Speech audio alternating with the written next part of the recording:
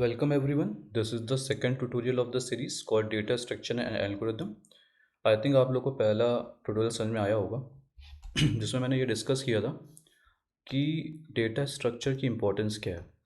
ठीक है, तो पहले वाले ट्यूटोरियल में हमने क्या डिस्कस किया था कि डेटा स्ट्रक्चर की जो डेटा स्ट्रक्चर होता है इसकी इम्पोर्टेंस क्या है, ये हमने डिस्कस किया था, है ना। ये देखा था हमने कि रियल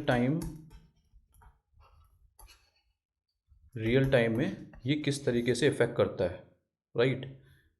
बेसिकली जो आर्ग्यूमेंट है कि डेटा स्ट्रक्चर इंपॉर्टेंट नहीं है कि है डेवलपर्स के लिए, तो उस मिथ को हमने क्लियर किया था कि why data structure is important. तो पहले वीडियो में हमने दो इंजीनियर्स देखे थे, ए एंड बी, और इन दोनों को कंपेयर किया था, इनकी प्रोडक्टिविटी को कंपेयर किया था और इनके प्रॉब्लम सॉल्विंग स्किल्स को कंपेयर किया था। आई होप वो सबसे क्लियर समझ में आ गया होगा। इस ट्यूटोरियल में हम एक्चुअली में देखेंगे कि जो डेटा स्ट्रक्चर के बारे में हम इतना इम्पोर्टेंस दे रहे हैं कि डेटा स्ट्रक्चर इतना इम्पोर्टेंट है, सो बेसिकली है क्या data structure, what is data structure, right. So this what का जो आंसर है उसको पहले फिगर आउट करते हैं कि डेटा स्ट्रक्चर है क्या। सो बेसिकली डेटा स्ट्रक्चर नाम से ही पता लग रहा है कि ये दो वर्ड से मिलके बना है ना, डेटा एंड स्ट्रक्चर। डेटा का मतलब क्या होता है? डेटा का मतलब होता है इंफॉर्मेशन, राइट, या ग्रुप ऑफ इंफॉर्मेशन। अब ये ग्रुप ऑफ इंफॉर्मेशन कुछ भी हो सकती है। अब ये ग्रुप ऑफ इंफॉर्मेशन आपके वीडियोस हो सकते हैं, राइट, आपके पीएनजी इमेजेस हो सकती हैं, आपकी जेपीजी इमेजेस हो सकती हैं, या हो सकते हैं सिंपल टेक्स्ट फाइल हो या एक प्लेन टेक्स्ट हो, राइट। सो जहाँ से भी हमें इंफॉर्मेशन मिल रही है वो सब इंफॉर्मेशन मिल करके क्या बनाती हैं? डेटा बनाती हैं, राइट। तो डेटा का मतलब समझ में आ गया। अच्छा, स्ट्रक्चर का मतलब क्या होता है? स्ट्रक्चर का मतलब क्या होता है? स्ट्रक्चर का मतलब होता है सही तरीके से उसको अरेंज करना, राइट। स्ट्रक्चर का मतलब होता है सही तरीके से उसको अरेंज करना। तो डेटा स्ट्रक्चर का क्या मतलब हुआ? डेटा स्ट्रक्चर का मतलब हुआ कि जो हमारे पास डेटा है, राइट, और वो डेटा क्या है? ग्रुप ऑफ इंफॉर्मेशन है। उसको हम किस तरीके से सही तरीके से हम अरेंज कर सकते हैं, राइट। और हम उसको सही तरीके से कहाँ अरेंज करेंगे? मेमोरी में, राइट, क्योंकि हम क्या सीख रहे हैं? डेटा स्ट्रक्चर एल्गोरिदम है, हमारे पास डेटा क्या आएगा? Digital, right. अगर हम पेपर वर्क को छोड़ दें, राइट, तो अगर सारा डेटा डिजिटल है तो ये कहाँ स्टोर हो रहा होता है? मेमोरी में स्टोर हो रहा होता है, राइट। हमारे सर्वर्स पे स्टोर हो रहा होता है। सर्वर में क्या होती है? मेमोरी होती है, राइट। तो ये जो सर्वर में स्टोर हो रहा होता है, राइट, वो डेटा हम अरेंज कर रहे हैं, राइट। वो डेटा कहाँ जा रहा है? सर्वर में जा रहा है। तो एक्चुअली में इसकी इम्पोर्टेंस क्यों आई, क्यों हमें डेटा को स्ट्रक्चर करने की ज़रूरत पड़ी? सो बेसिकली इसको एक एग्जांपल से समझते हैं, ठीक है। सपोज़ करो एक लाइब्रेरी है, ठीक है, ये एक लाइब्रेरी है सपोज़ करो, और यहाँ पे आप वर्क करते हो, ठीक है, आप यहाँ पे वर्क करते हो, इस लाइब्रेरी में आप क्या कर रहे हो? वर्क कर रहे हो। तो लाइब्रेरी है तो ऑब्वियस सी बात है बुक होंगी, तो यहाँ पे बहुत सारी क्या हैं? बुक्स हैं, राइट। सपोज़ करो मैं बुक्स को नाम दे देता हूँ, ठीक है। मैं सपोज़ करो इसको नाम दे देता हूँ A1, या मैं इसको थोड़ा सा बड़ा बनाता हूँ। सपोज़ करो इस लाइब्रेरी में बुक है A1, A2, A3, B1, C1, B2, B3, C4, C2, C3। तो ये क्या है? सेट ऑफ बुक्स हैं, राइट। और मैंने जैसे कि बताया कि ये बुक्स हैं तो ये हमारे लिए क्या हो सकती हैं? डेटा हो सकती हैं, राइट। तो आप इस लाइब्रेरी में वर्क कर रहे हो, आपको टास्क दिया गया है कि यू नो व्हाट, कि आप ये बुक्स जो आई हुई हैं लाइब्रेरी में, इसको रख दो लाइब्रेरी के अंदर। तो आपने कहा ठीक है मैं रख देता हूँ। तो आपने क्या किया? जैसे ही बुक्स आई थी, जिस तरीके से आई थी, आपने सेम वे में उसको रख दिया। आपने कोई लॉजिक नहीं लगाया कि मुझे कौन सी बुक कहाँ रखनी है, बस आपने सिंपल उसको रख दिया, राइट। अब सपोज़ करो कोई लाइब्रेरी में स्टूडेंट आता है पढ़ने के लिए, ठीक है। सपोज़ करो ये स्टूडेंट आता है पढ़ने के लिए। अब ये कहता है मुझे ना A3 बुक्स को पढ़ना है, ठीक है। तो आपसे बोलता है कि मुझे A3 बुक चाहिए और उस A3 बुक को मुझे दे दो। तो आप क्या करोगे? आपको तो पता नहीं A3 बुक कहाँ रखी है। क्यों? क्योंकि जो भी बुक्स आई थी, जिस भी रैंडम ऑर्डर में आई थी, उस रैंडम ऑर्डर में आपने उस बुक को लाइब्रेरी में लगा दिया है। तो अब आपको क्या करना पड़ेगा? आपको हर एक बुक को सर्च करना पड़ेगा, राइट? हर एक बुक को देखना पड़ेगा कि कौन सी बुक कौन सी A3 बुक है, राइट? तो जब आपको A3 बुक मिल जाएगी, तब आप क्या करोगे? इसको निकाल के जो लाइब्रेरी में स्टूडेंट आया है उसको दे दोगे, राइट? फिर सपोज करो एक दूसरा स्टूडेंट भी आता है, अब वो कहता है कि मेरे को C4 बुक चाहिए। फिर आप वही काम करोगे, राइट? आप फिर से सारी बुक सर्च करोगे, और फिर सारी बुक सर्च करने के बाद क्या करोगे? आप C4 बुक को ऐसे रिटर्न कर दोगे। अब यहाँ पे प्रॉब्लम समझ में आ रही है क्या हो रही है? प्रॉब्लम ये हो रही है क्योंकि मेरा डेटा अरेंज नहीं था, प्रॉपर स्ट्रक्चर्ड नहीं था, तो मेरे को जो बुक लाइब्रेरी से निकाल के स्टूडेंट्स को देने में प्रॉब्लम हुई, राइट? मुझे टाइम लगा, करेक्ट? तो ये जो टाइम लग रहा है, ये क्यों लग रहा है? क्योंकि मेरा डेटा अनस्ट्रक्चर्ड था, राइट? अब यही डेटा अगर स्ट्रक्चर्ड होता, स्ट्रक्चर्ड मतलब अगर आप कहते कि ठीक है मैं लाइब्रेरी में काम कर रहा हूँ, तो मैं ढंग से काम करता हूँ, ठीक है, तो जो भी बुक आई हैं, राइट, उसको मैं ना एक ऑर्डर में लगा देता हूँ। लाइक मैंने लॉजिक लगाया अपना कॉमन सेंस कि मैं सारी A2 A3 and A4 book को एक कॉलम में रख देता हूँ, ठीक है, और B1 B2 B3 and B4 book को एक कॉलम में रख देता हूँ। सेम मैं C1 C2 C3 and C4 book को एक कॉलम में रख देता हूँ। ये आपने कहा नाउ यू आर हैप्पी कि हाँ मैंने बुक्स को लगा दिया। अब कोई भी स्टूडेंट अगर आता है सपोज़ करो, ठीक है, और ये मुझसे कहता है कि यार मुझे ना B2 बुक चाहिए, ठीक है, तो आपको पता है कि ये जो आपका जो भी रैक बनी हुई है, इसमें आपने पता है कि आपने बुक कैसे लगा रखी हैं? सीक्वेंस वाइज लगा रखी हैं, राइट? तो आप क्या करोगे? आप कहोगे ठीक है मैं B2 बुक चाहिए, तो आप तुरंत सेकंड वाले कॉलम में जाओगे, इस सेकंड वाले कॉलम में जाओगे, और सेकंड वाले कॉलम के सेकंड रो में जाके उस बुक को निकाल के, यानी कि इस B2 बुक को निकाल के क्या करोगे? इसको दे दोगे, राइट? अब इसमें आपके एफर्ट्स क्या लगे? बहुत कम लगे, है ना? अब आपको इसमें एफर्ट्स क्या लग रहे हैं? बहुत कम लग रहे हैं। अगर कोई स्टूडेंट आता है कहता है कि मुझे C4 बुक चाहिए, तो पहले क्या हो रहा था? C4 आप सर्च कर रहे थे पूरे में, राइट? हो सकता है C4 आपको बहुत लास्ट में मिल रही हो, राइट? तो इससे आपका क्या हो रहा था? टाइम वेस्ट हो रहा था। अब क्या करोगे आप? C4 बुक चाहिए, आपको पता है कि आपने बुक्स ऑर्डर में लगा रखी हैं, थर्ड कॉलम में जाओगे आप, राइट? और C4 बुक फोर्थ रो में जाके C4 बुक दे दोगे, राइट? ये सिनेरियो समझ में आ रहा है? अच्छा, अगर ये सिनेरियो समझ में आ रहा है तो अब इसको देखते हैं कि इस सिनेरियो से हमें बेनिफिट क्या क्या हो रहा है, राइट?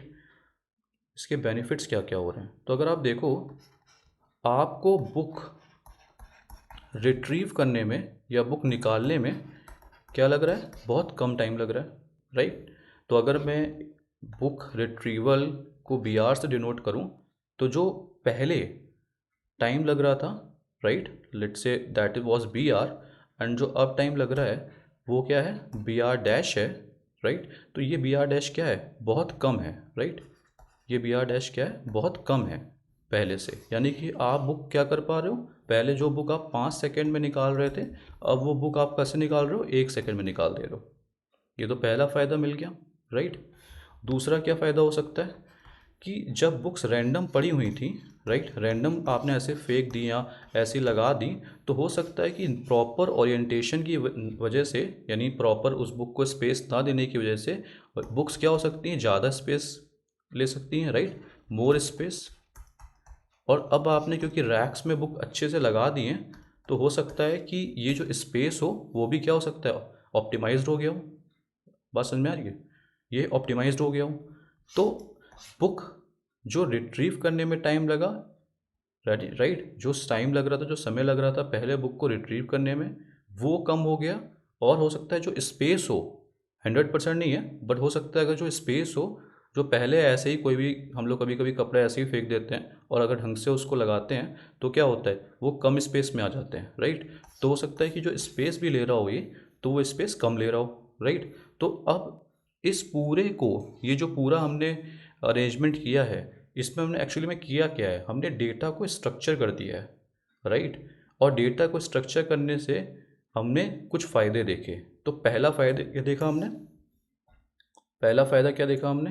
पहला फ़ायदा हमने देखा कि जो इंसर्शन है, राइट, जो इंसर्शन है यानी कि बुक जो रखना है, अब मान लो ये B2 बुक आएगा और आपको वापस रिटर्न करने आएगा, तो आप क्या करोगे? सीधे सेकंड रो में जाओगे, उसके इस वाले सेकंड नंबर रो में जाके सेकंड कॉलम में जाके बुक रख दोगे। तो जो इंसर्शन है वो ईजी हो गया आपके लिए, राइट। तो इंसर्शन अगर ईजी हो गया, तो हमने जो पहला तरीका देखा कि भाई अगर मैं डेटा को ढंग से स्ट्रक्चर कर रहा हूँ, तो मैं इसलिए कर रहा हूँ कि मेरे लिए इंसर्शन ईजी हो जाए। इंसर्शन ईजी कैसे हो जाए? कि इंसर्शन में कम समय लगे, राइट। ये सब जितनी भी बातें हम कर रहे हैं, ये सब क्यों कर रहे हैं? ये हम किस टाइम बचाने के लिए कर रहे हैं, right. This is just to save some time, correct. और सेकंड चीज़ हम क्यों कर रहे हैं? ये सेकंड चीज़ हम कर रहे हैं, हम स्पेस बचाने के लिए कर रहे हैं, राइट। और ये बहुत दो इंपॉर्टेंट फैक्टर हैं जिसके बारे में हम बात करेंगे, ठीक है। लेकिन जो आइडिया हमको निकल के आ रहा है इस पूरे सिनारियो से, वो ये निकल के आ रहा है कि हम ये जो पूरा अरेंजमेंट कर रहे हैं ना, ये पूरा अरेंजमेंट कर रहे हैं ताकि हम टाइम एंड स्पेस बचा सकें, करेक्ट। दूसरा क्या कर रहे हैं हम? अगर मान लो कल को लाइब्रेरी में नई बुक आती है, तो आप क्या करोगे? अगर आपसे कहता है कि जो B2 है ना, इसका नया एडिशन आ गया है, पुराने वाले एडिशन को हटा दो और नए वाले एडिशन को डाल दो, राइट। या इस B2 रैक में ही आप जो है नई बुक रख दो। तो आप क्या कर रहे हो? आप अपडेट कर रहे हो, राइट। जब आप अपडेट कर रहे हो या रिप्लेस कर रहे हो, तो इसमें भी आपको क्या लग रहा है? कम टाइम लग रहा है। अब आपको बुक सर्च नहीं करनी पड़ रही, उसको उसके बाद नहीं निकालना पड़ रहा। तो इससे क्या हो रहा है? अपडेट हमारा कम टाइम ले रहा है। तो पहला हमारा इंसर्शन कम टाइम ले रहा है, फिर अपडेट कम टाइम ले रहा है। और अगर हमको बुक लुकअप करनी है, यानी हमको रीड करनी है, यानी कैसे कि B4 बुक कहाँ रखी हुई है, बस इतना पता लगाना है, तो वो रीडिंग हुई, राइट। तो रीडिंग में भी बहुत कम टाइम लग रहा है, राइट। सीधे सेकेंड कॉलम में जाके फोर्थ रो में जाएंगे और ये वाली बुक हमको B4 मिल जाएगी।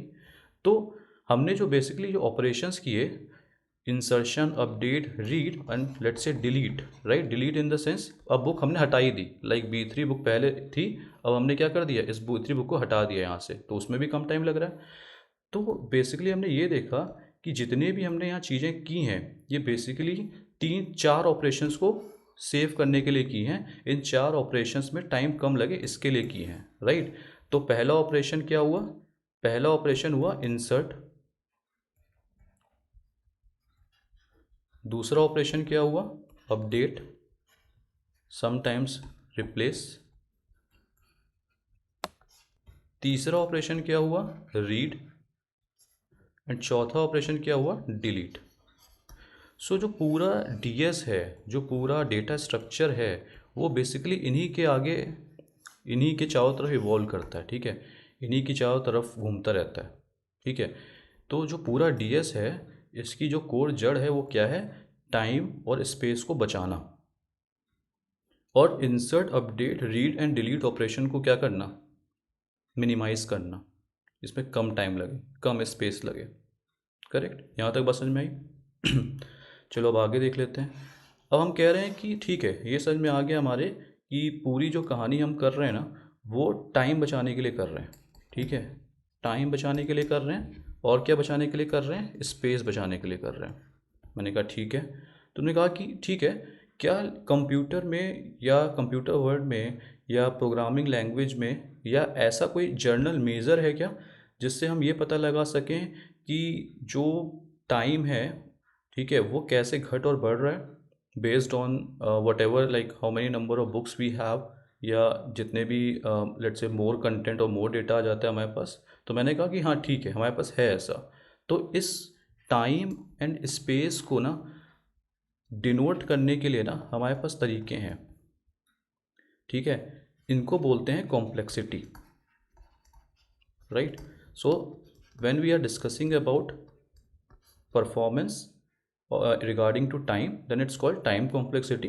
When we are considering space, then it's called a space complexity. Why complexity? कि जो हमारा टाइम है वो किस तरीके से चेंज हो रहा है बेस्ड ऑन द इनपुट, ठीक है। इस बात को समझते हैं थोड़ा सा। सपोज करो आपके पास पहले शुरू में 4 बुक थी, ठीक है। उसको प्लेस करने में आपको लग रहे थे 2 सेकेंड। ठीक है, फिर आपके पास 6 बुक आ गई। अब इनको प्लेस करने में कितना टाइम लगेगा? अब आपको लग रहा है मान लो 3 सेकेंड। अब फिर आपके पास मान लो 10 बुक आ गई। इसको प्लेस करने में कितना टाइम लग रहा है? सपोज करो 10 सेकेंड। तो आप देख रहे हो, एक पैटर्न देख रहे हो कि जैसे जैसे मैं नंबर ऑफ बुक्स बढ़ाए जा रहा हूँ वैसे वैसे मेरा टाइम क्या हो रहा है? बढ़ रहा है यहाँ पे। राइट। अगर मैं इसको ऐसे कह सकता हूँ क्या, कि अगर मेरे पास n बुक है तो हो सकता है मुझे t टाइम लगे। राइट, t सेकेंड का टाइम लगे। करेक्ट। सो ये जो हमने अभी देखा ना, इसी को बेसिकली डिनोट जिस तरीके से करते हैं कि उसे बोलते हैं टाइम कॉम्प्लेक्सिटी। यानी कि जिस तरीके से मेरा इनपुट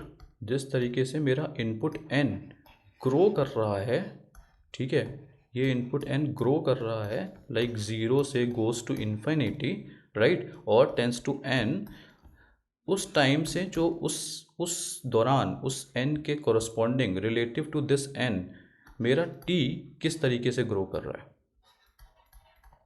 राइट, इस बात समझ में आ रही है? मतलब मेरा जो इनपुट n अगर ग्रो कर रहा है तो मेरा जो टाइम है वो किस तरीके से वैरी कर रहा है, तो इसको बोलते हैं टाइम कॉम्प्लेक्सिटी। ठीक है, इसको क्या बोलते हैं? Time complexity.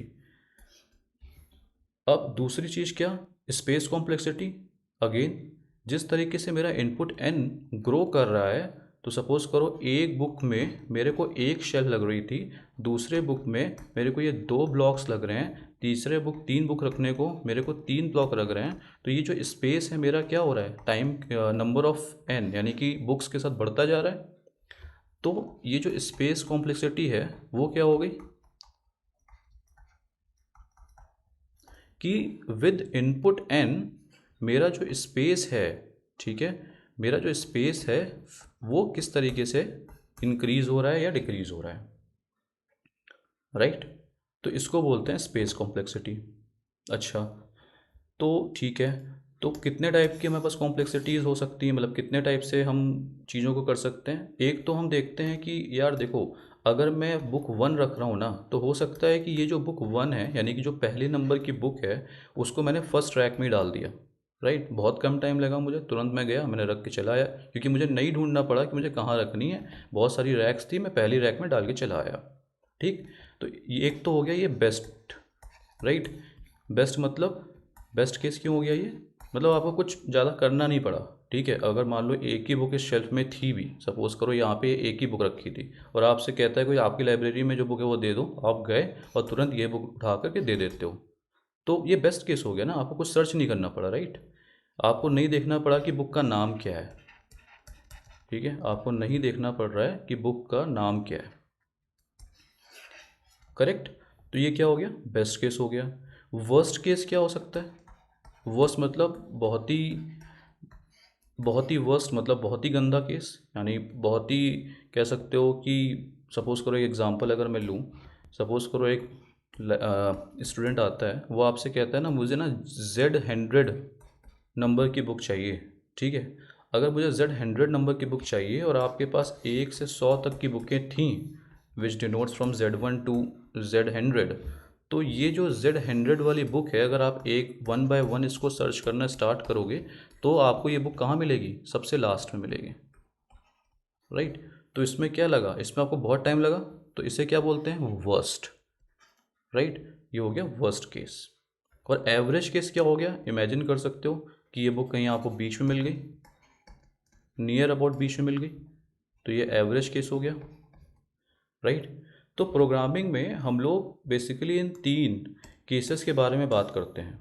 ठीक है, इसको हम बेसिकली 3 केसेस के बारे में बात करते हैं। पहला बात करते हैं बेस्ट केस, ठीक है, दूसरी बात करते हैं वर्स्ट केस, और तीसरी बात करते हैं एवरेज। ठीक है, तो बेस्ट केस कॉम्प्लेक्सिटी क्या है, वर्स्ट केस कॉम्प्लेक्सिटी क्या है, एवरेज केस कॉम्प्लेक्सिटी क्या है? कॉम्प्लेक्सिटी समझ में आ गई क्या है? कॉम्प्लेक्सिटी क्या है कि अगर मेरा इनपुट ग्रो कर रहा है, राइट, अगर मेरा इनपुट ग्रो कर रहा है तो इस इनपुट के ग्रो करने के साथ मेरा जो टाइम है, राइट, वो किस तरीके से वेरी कर रहा है, राइट, या मेरे जो सीपीयू ऑपरेशंस हो रहे हैं वो किस तरीके से वेरी कर रहे हैं। सपोज़ करो अगर मेरा एक बुक में मेरे को एक सीपीयू ऑपरेशन लग रहा था, 10 बुक में मेरे को 10 सीपीयू ऑपरेशन लग रहे हैं, तो बेसिकली हम ये समझ पा रहे हैं ना कि based on this input which is variable here, right, मेरे सीपीयू ऑपरेशंस कितने इंक्रीज हो रहे हैं, करेक्ट। तो इसे बोलते हैं हम लोग time complexity, same with the space complexity, ठीक है। तो जर्नली हम बेस्ट और एवरेज केस के बेसिस पे प्रोग्राम नहीं बनाते हैं। अगर हम कोई भी प्रोग्राम लिख रहे हैं ना, तो हम उसको बेस्ट केस और एवरेज केस के बेसिस पे नहीं बनाते हैं, हम उसको बनाते हैं वर्स्ट केस के बेसिस पे। यानी कि जो मैं प्रोग्राम लिख रहा हूँ, जो मैं लॉजिक लिख रहा हूँ, राइट, वो लॉजिक वर्स्ट केस सिनारियो में क्या कॉम्प्लेक्सिटी देगा, तो उसको हम बोलते हैं वर्स्ट केस टाइम कॉम्प्लेक्सिटी और वर्स्ट केस स्पेस कॉम्प्लेक्सिटी। मतलब कितने बड़ा से बड़ा इनपुट, या आप कह लो कि जो मेरा, जैसे एग्जांपल मैंने दिया था कि जो बुक है वो सबसे लास्ट में मिली जाके, है ना, तो इस इस पूरे लॉजिक का अगर मैं आपको इस तरीके से बताऊं कि कोई भी आप लॉजिक लिख रहे हो और उसमें जो उस लॉजिक में जो एंड तक, लाइक अगर मान लो आप एक फॉर लूप चला रहे हो, ठीक है, आई इज इक्वल टू 0 से आई इज़ लेस देन 10 तक, राइट, तो ये मान के चलो कि ये पूरा फॉर लूप जब i is equal to less than 10 तक जाके आपको रिजल्ट दे पा रहा है, तो इसको हम क्या बोलेंगे, वर्स्ट केस, राइट, कि आपका जो इनपुट था वो वर्स्ट केस इनपुट था, राइट। प्रोग्राम आपका वर्स्ट नहीं था, कोड आपका वर्स्ट नहीं था, कोड तो आपने अच्छा लिखा है। कैसे अच्छा लिखा है, क्योंकि आपकी जो टाइम कॉम्प्लेक्सिटी है, राइट, वो टाइम कॉम्प्लेक्सिटी ऑप्टिमाइज्ड है, राइट, क्या है कैसे वो भी देखेंगे, लेकिन वर्स्ट केस इनपुट आने पे भी आपका जो प्रोग्राम है वो अच्छे से काम कर रहा है। इसके कहने का मतलब सिंपल ये है, राइट। तो अच्छा, हमने ये बात अगर देखी, तो क्या हम किसको डिनोट कर सकते हैं क्या, क्योंकि हर बार तो हम इस तरीके से बात नहीं करेंगे, तो डिनोट कर सकते हैं क्या, अगर मुझे किसी को बताना है कि मेरा प्रोग्राम की टाइम कॉम्प्लेक्सिटी क्या है, तो क्या हम उसको डिनोट कर सकते हैं क्या किसी तरीके से, बिल्कुल कर सकते हैं। तो डिनोट करने के लिए हमारे पास कई तरीके के नोटेशंस होते हैं, लाइक बेसिकली 3 तरीके के होते हैं, राइट, लेकिन मैं आपको डिस्कस करूंगा एक नोटेशन जिसको हम बोलते हैं बिग ओ, ठीक है। ये जो बिग ओ नोटेशन होता है ना, ये नोटेशन आपके प्रोग्राम की worst time complexity, worst case time complexity बताता है, ठीक है, इस बात को समझते हैं। तो अगर ये बिग ओ है तो बेसिकली कितना हो सकता है ये टाइम, ये कई तरीके से डिपेंड करता है। तो बेसिक मैं आपको बताता हूँ। पहला होता है ओ ऑफ 1, यानी इसे बोलते हैं हम लोग कांस्टेंट टाइम। मतलब ये हुआ इसका, ओ ऑफ 1 का मतलब क्या हुआ कि जो आपने प्रोग्राम लिखा हुआ है वो प्रोग्राम ना किसी इनपुट n या किसी भी वेरिएबल n या m या किसी भी वेरिएबल पे डिपेंड नहीं करता। यूजुअली हम इसको n बोल देते हैं, बट ये कुछ भी हो सकता है। तो किसी भी वेरिएबल इनपुट पे डिपेंड नहीं करता, इसीलिए इसकी जो टाइम कॉम्प्लेक्सिटी क्या है वो है O1। एग्जाम्पल एग्जाम्पल सपोज करो आप एक फंक्शन बना रहे हो, ठीक है, मुझे इतना प्री रिक्विजिट है इस कोर्स का कि आपको बेसिक प्रोग्रामिंग आनी चाहिए। बेसिकली मैं जावा में कोड करूँगा, लेकिन आप किसी भी लैंग्वेज में कोड कर सकते हो, बेसिक आपको कॉन्सेप्ट समझ में आने चाहिए, राइट। तो जो अगर मैं एक फंक्शन बना रहा हूँ जो एक इनपुट ए और एक इनपुट बी ले रहा है, राइट, और ये क्या रिटर्न कर रहा है, ए प्लस बी रिटर्न कर रहा है, तो इसकी जो कॉम्प्लेक्सिटी हुई वो क्या हुई, O1। क्यों हुई, क्योंकि हर टाइम जब आप ये प्रोग्राम चलाओगे ना, तो ए की एक फ़िक्स वैल्यू दोगे, बी की एक फ़िक्स वैल्यू दोगे, राइट। या सपोज़ करो आपका एक फंक्शन है, सपोज़ करो इसको हम बोलते हैं गेट फंक्शन, और ये क्या कर रहा है, ये रिटर्न कर रहा है 2। तो इस केस में ये जो गेट फंक्शन है ना, ये किसी भी इनपुट वेरिएबल n पे डिपेंड नहीं कर रहा। आप जितनी बार ये फंक्शन चला लो, आपकी जो टाइम कॉम्प्लेक्सिटी है वो क्या है, कांस्टेंट है, यानी ये प्रोग्राम हर बार क्या लेगा, कांस्टेंट टाइम लेगा। अगर मैं कांस्टेंट टाइम बोल रहा हूँ इसका मतलब ये नहीं कि अगर ये प्रोग्राम 2 सेकंड ले रहा है तो हर बार ये 2 सेकंड लेगा, नहीं ऐसा नहीं है। ये डिपेंड करता है आपके प्रोसेसर कौन सा है, ये डिपेंड करता है कि आपकी जो आप मान लो प्रोग्राम चला रहे हो, ठीक है, और आपके सारे रिसोर्स बिजी हैं, प्रोग्राम सीपीयू के सारे रिसोर्स बिजी हैं, तो डेफिनेटली ये प्रोग्राम टाइम लेगा, राइट। तो यहाँ मैं ये बात नहीं कर रहा कि एक्चुअली में 2 सेकंड ही लेना चाहिए, मैं असल में ये बात कर रहा हूँ कि अगर आप सारे आइडियल सिनारियो लेके चलते हो, यानी कि अगर आप सीपीयू सेम लेके चलते हो और हर बार आप उसको सेम एनवायरनमेंट दे रहे हो, ये बहुत सारे फैक्टर्स होते हैं, इनके बारे में हम कभी और डिस्कस करेंगे। तो अगर आप सेम फैक्टर्स इनको दे रहे हो तो ये जो प्रोग्राम है आपका ये सेम टाइम लेगा, मतलब ये कांस्टेंट टाइम लेगा। कितना लेगा we don't know, but constant लेगा, डिपेंड नहीं करेगा किसी भी एन पे। सो बेसिकली इसको बोलते हैं हम लोग कांस्टेंट टाइम कॉम्प्लेक्सिटी, राइट। अच्छा भाई, ये समझ में आ गया। दूसरी क्या चीज, दूसरी कौन सी कॉम्प्लेक्सिटी होती है हमारे पास फिर? एक होती है O ऑफ n, इसको बोलते हैं लीनियर, राइट। Y linear? क्योंकि देखो यहाँ पे ना n है सिर्फ, अगर कभी बेसिक हम लोग मैथ्स में जाएं तो हम ये कह रहे हैं बेसिकली कि अगर कोई इनपुट n है, राइट, सपोज करो अगर कोई इनपुट n है और उसको मैं x एक्सेस पे डिनोट करूँ और टाइम या CPU साइकिल को y एक्सेस पे डिनोट करूँ, ठीक है, CPU साइकिल पर सेकेंड, तो ये जो n है जैसे जैसे मैं इनपुट n को ग्रो करता जाऊंगा वैसे वैसे ये टाइम ग्रो करता जाएगा, राइट। तो इसको बोल देते हैं हम क्या, O ऑफ n, मतलब लीनियरली ग्रो कर रहा है, एकदम से स्पाइक नहीं आ रहा है इसमें, है ना, ये लीनियरली ग्रो कर रहा है। तो इस चीज़ को समझ गए हम। तो मोस्ट ऑफ द प्रोसेसर जब ये लीनियरली ग्रो कर रहा होता है तो बेसिकली अगर इसका एक सिंपल एग्जांपल लें, फॉर लूप, अगर मैं एक for loop i is equal to 0 से i is less than n तक चला रहा हूँ, ठीक है, थोड़ा क्लियर लिख देता हूँ मैं, for i is equal to 0 से i is less than n, i plus plus तक चला रहा हूँ, तो ये जो लूप है, सपोज करो ये फंक्शन प्रिंट था, तो ये जो लूप है ये बेसिकली किस पे डिपेंड कर रहा है, n पे, राइट। और अगर ये n पे डिपेंड कर रहा है तो इसकी टाइम कॉम्प्लेक्सिटी क्या हो गई, O ऑफ n, बिकॉज ये सिंगल लूप चला रखा है मैंने। समझ में आ गई? तो इसे लीनियर टाइम कॉम्प्लेक्सिटी बोल देते हैं। इसी तरीके से एक कॉम्प्लेक्सिटी होती है O ऑफ n स्क्वायर। मतलब क्या हुआ इसका कि जैसे जैसे मेरा इनपुट n बढ़ेगा ना, मेरा ये जो फंक्शन है ये क्या करेगा, और टाइम लेने लग जाएगा, राइट। सीपीयू जो है वो क्या करेगा, और टाइम लेने लग जाएगा। तो पहले जो ओ एन ग्राफ ये आ रहा था, अब ओ एन स्क्वायर ग्राफ कैसे आ गया, थोड़ा सा ऊपर आ गया। मीन्स अगर आप यहाँ पे देखोगे एक small input, same small input n पे, सपोज करो यहाँ पे इनपुट 5 था, यहाँ 5 किताब या 5 बुक्स आप प्लेस करने जा रहे थे, यहाँ पे इसको लग रहा था कितना टाइम, 2 सेकेंड, तो इस प्रोग्राम को कितना टाइम लग रहा है, 10 सेकेंड लग रहा है। समझ में आ गई बात? मतलब ये देखो ना, ये कट कहाँ पे हो रहा है, अब ये कहाँ कट हो रहा है, 10 सेकेंड पे सपोज करो, और ये कहाँ कट हो रहा था, 5 सेकेंड पे। तो डेफिनेटली जो O ऑफ n स्क्वायर है, ठीक है, ये टाइम कॉम्प्लेक्सिटी जो होगी, यानी ये जो प्रोग्राम लिखा हुआ होगा जो O ऑफ n स्क्वायर में लिखा हुआ होगा वो डेफिनेटली ज़्यादा टाइम लेगा, डेफिनेटली ज़्यादा टाइम लेगा किससे, इस वाले से, राइट। तो ये समझ में आ गई हमें। तो मतलब जितना कम लूप, राइट, जितने कम डिपेंडेंसी, जितना कम लूप, उतना जो है बेटर प्रोग्राम होगा, राइट।